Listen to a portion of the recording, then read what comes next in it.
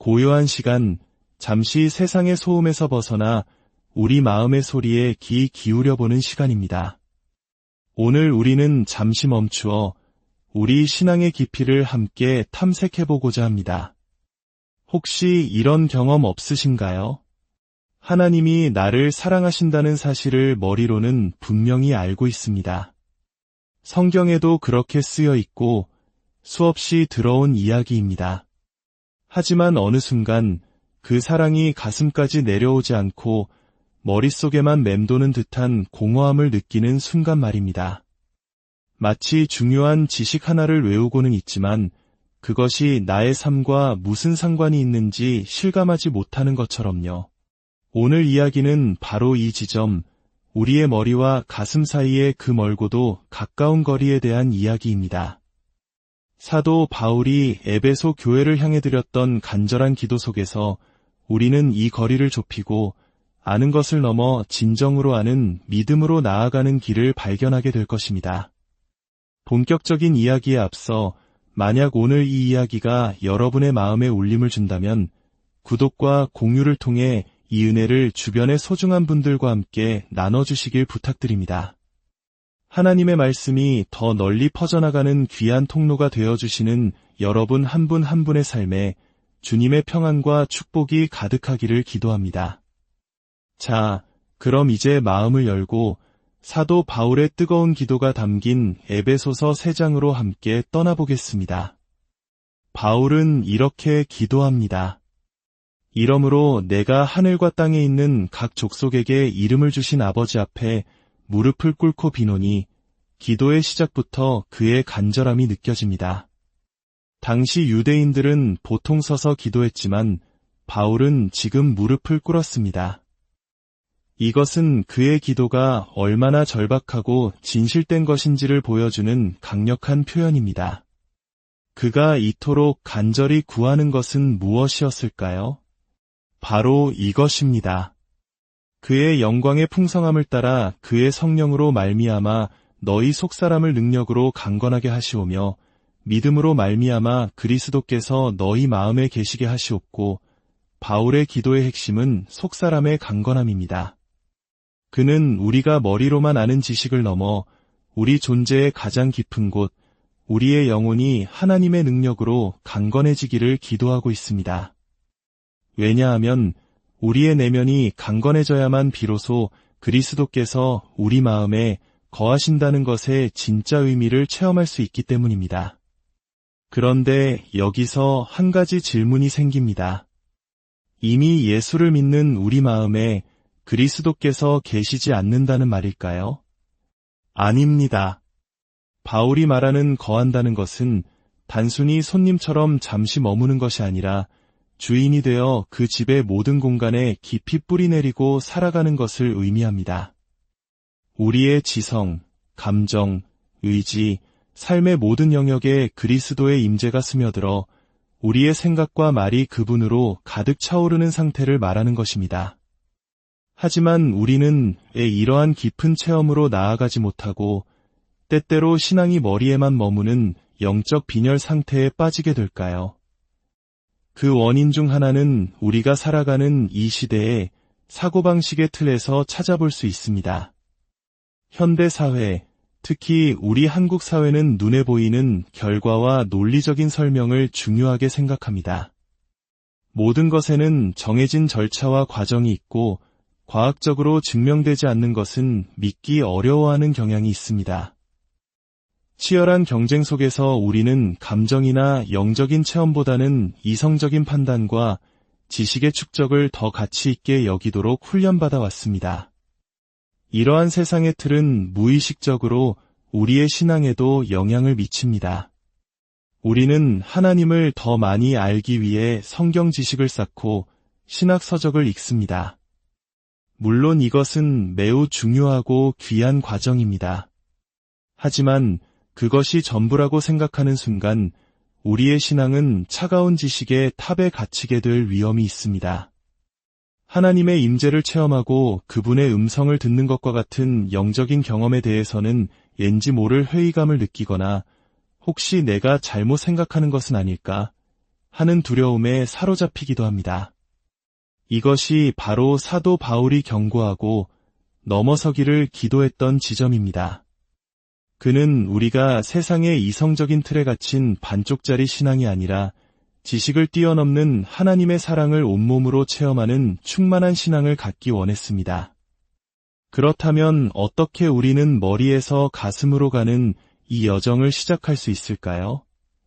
바울의 기도는 우리에게 세 가지 구체적인 길을 제시합니다.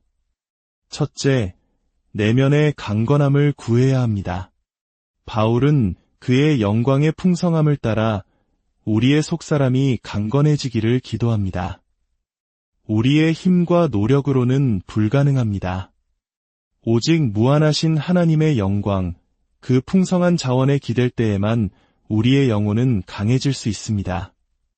이것은 마치 작은 컵이 거대한 폭포수 아래에서 채워지는 것과 같습니다. 우리의 연약함을 인정하고 하나님의 무한한 능력이 우리 안에 채워지도록 매일 간구해야 합니다.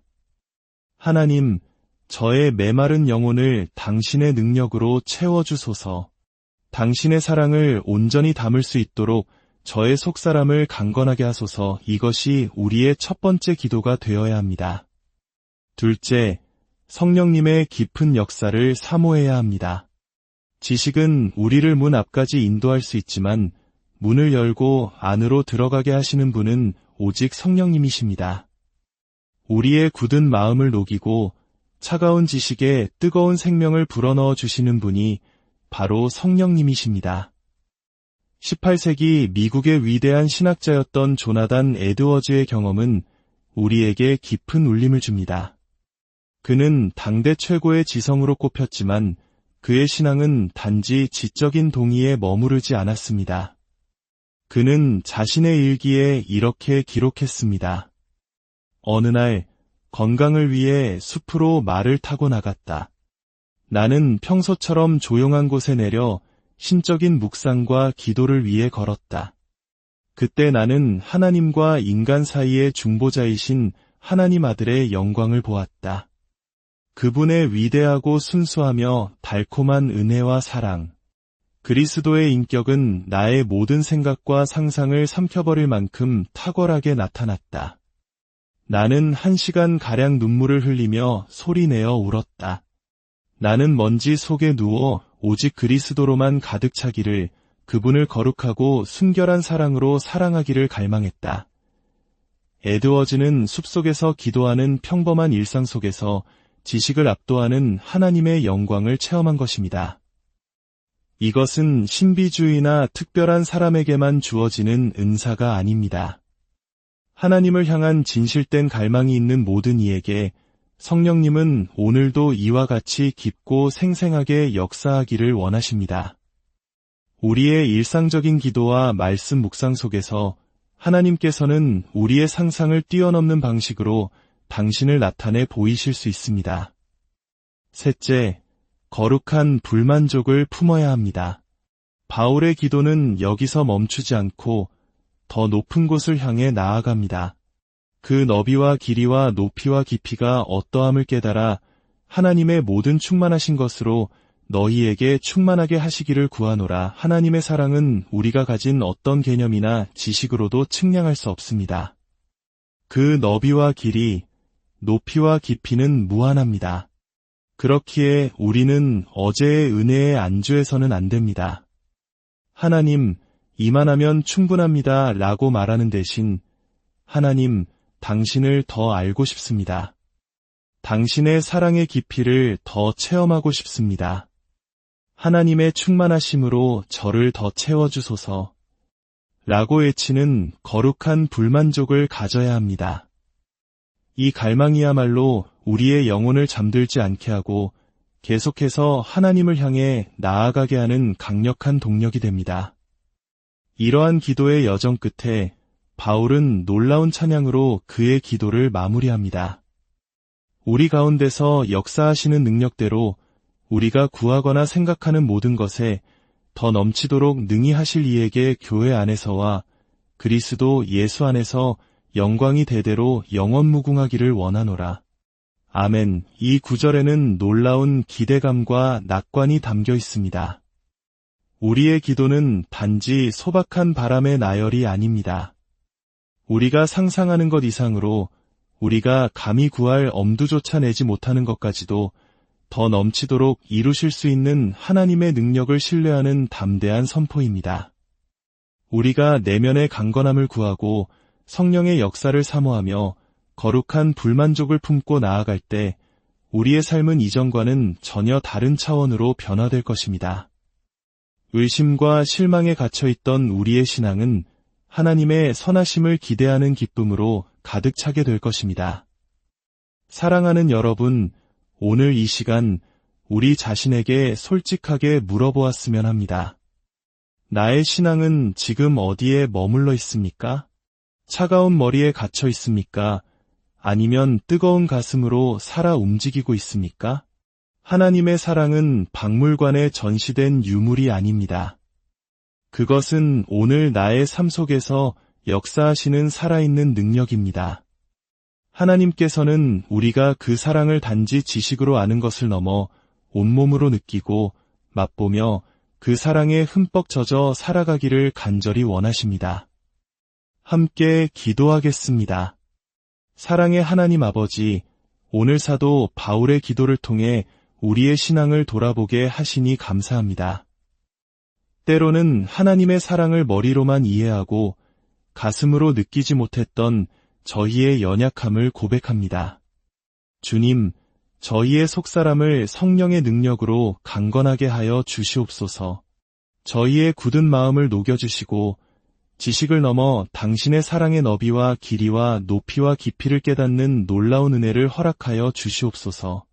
저희가 구하고 생각하는 것보다 더 넘치도록 행하시는 주님을 신뢰하며 매일 거룩한 갈망으로 주님을 더 깊이 알아가게 하소서. 오늘 이 말씀을 듣는 모든 분들의 삶에 하나님의 놀라운 사랑이 강물처럼 흘러넘치기를, 그래서 머리가 아닌 온 마음과 온 삶으로 그 사랑을 느끼고 증거하며 살아가는 복된 하루하루가 되기를 우리 주 예수 그리스도의 이름으로 간절히 기도합니다.